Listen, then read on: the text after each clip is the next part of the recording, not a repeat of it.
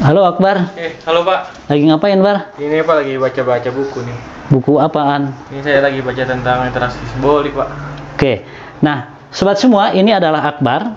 Akbar adalah mahasiswa saya.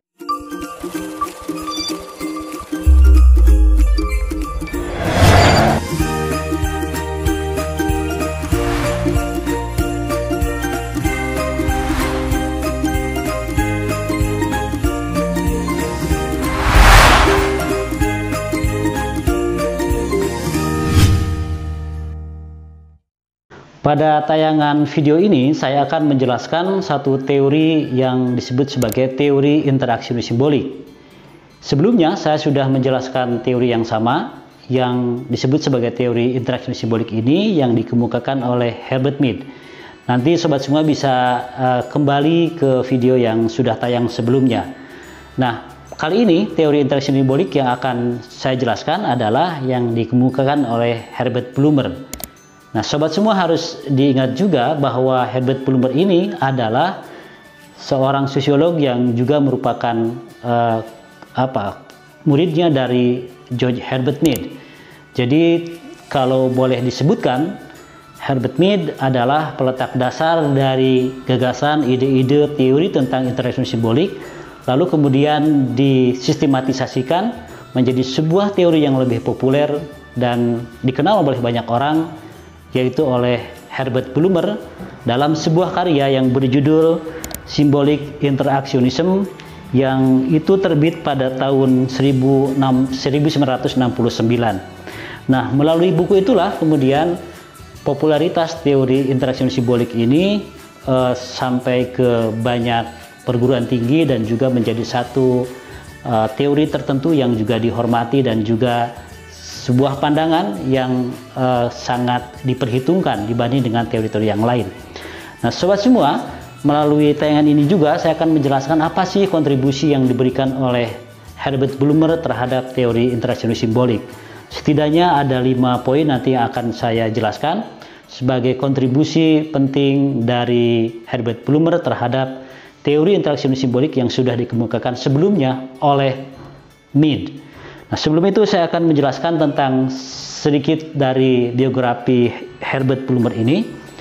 Jadi Herbert Blumer ini lahir di Amerika, di Missouri pada tanggal 7 Maret 1960 dan meninggal pada 13 April 1987.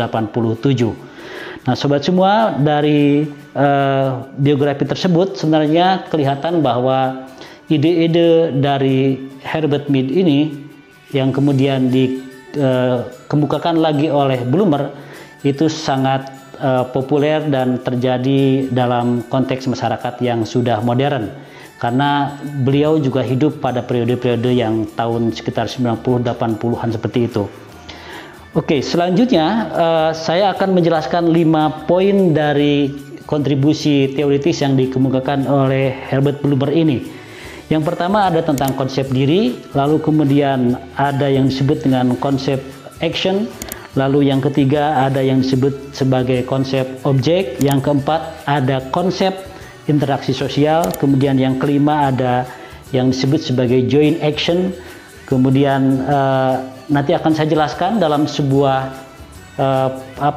konteks yang lebih real, karena ini adalah analisisnya bersifat mikro yang berlangsung antara interaksi individu dengan individu, sehingga saya bisa menjelaskan dengan cara memberikan semacam role play atau semacam permainan peran, sehingga sobat semua bisa menyaksikan bagaimana interaksi ini terjadi dalam kehidupan sehari-hari.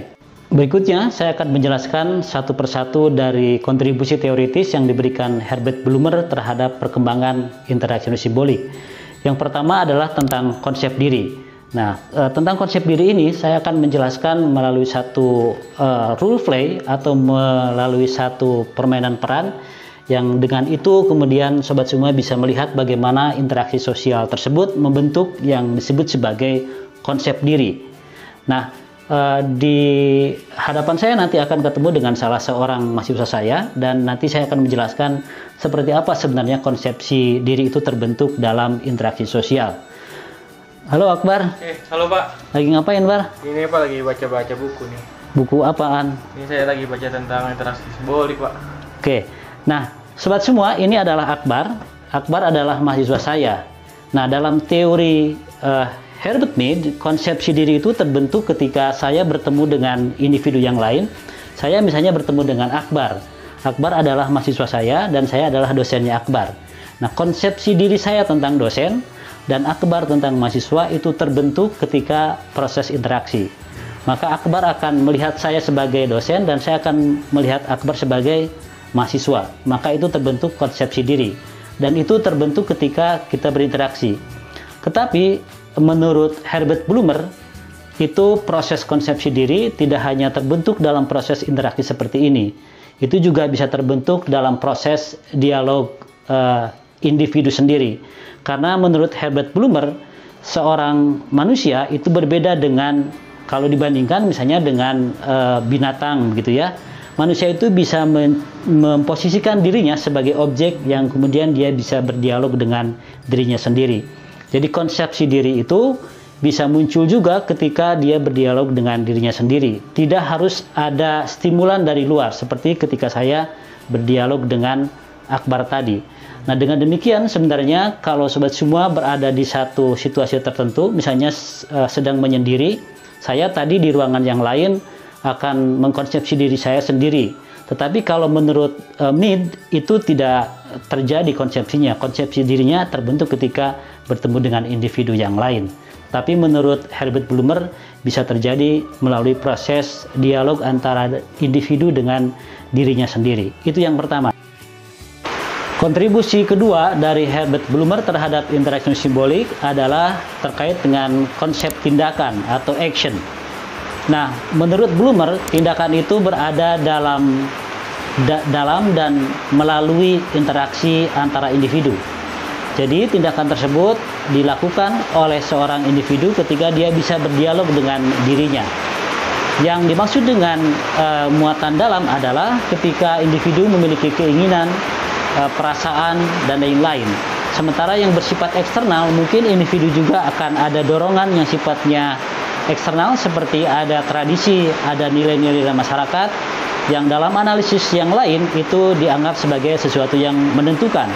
Tetapi menurut Herbert Blumer, sesungguhnya tindakan itu adalah merupakan hasil konstruksi yang dilakukan seorang individu. Dia tidak sepenuhnya didorong oleh keinginan yang bersifat dalam, dan juga tidak sepenuhnya merupakan hasil paksaan dari faktor yang bersifat eksternal. Yang ketiga, kontribusi teoritis dari Herbert Blumer adalah dengan konsep objek.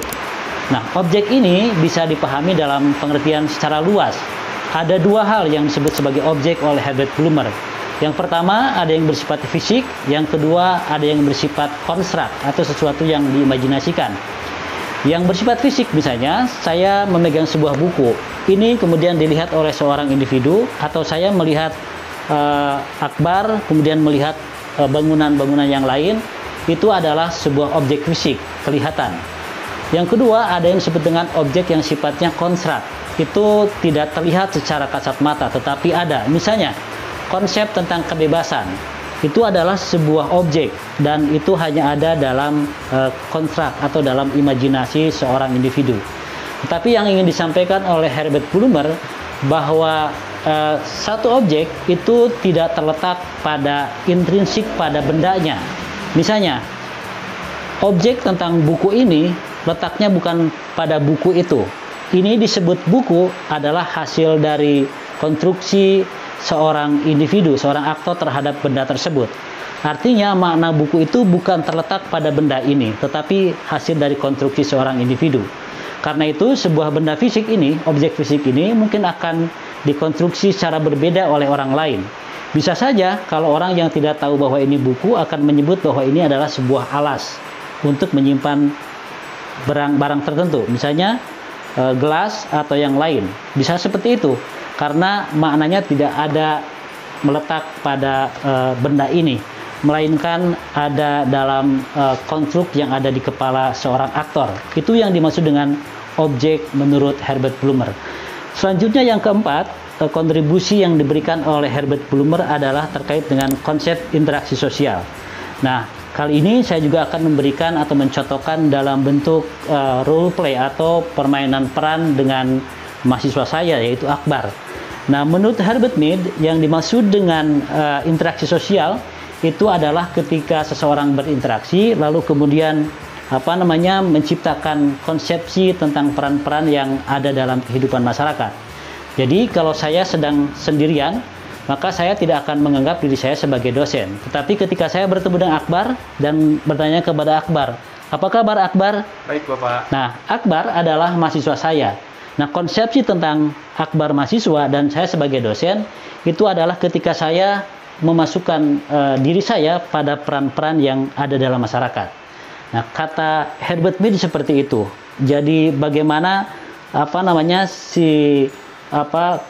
konsep tentang interaksi sosial itu terbentuk ketika berinteraksi dengan orang lain. Tetapi menurut Herbert Blumer, sebenarnya untuk menganalisis realitas sosial itu bukan ada pada bentuk-bentuk interaksi sosial yang sudah established, yang sudah ada. Misalnya dengan melihat struktur sosial atau sistem sosial. Tetapi justru ketika seseorang terlibat atau bergerak dalam sebuah kegiatan atau dalam sebuah interaksi sosial. Kalau misalnya dalam analisis yang lain, itu kan yang dilihat adalah misalnya sistem sosial atau tradisi dan lain-lain. Seakan-akan ada orang di situ. Tetapi menurut Herbert Blumer, sebenarnya interaksi sosial itu hanya ada eksis ketika seseorang bergerak masuk dalam interaksi sosial seperti itu. Kemudian yang terakhir, yang kelima, ada yang disebut dengan konsep joint action. Nah, joint action ini menjelaskan bahwa ketika seseorang berinteraksi sosial, misalnya saya dengan Akbar tadi, kemudian masing-masing mengkonsepsi tentang konsep dirinya masing-masing, itu sesungguhnya adalah sebuah proses negosiasi.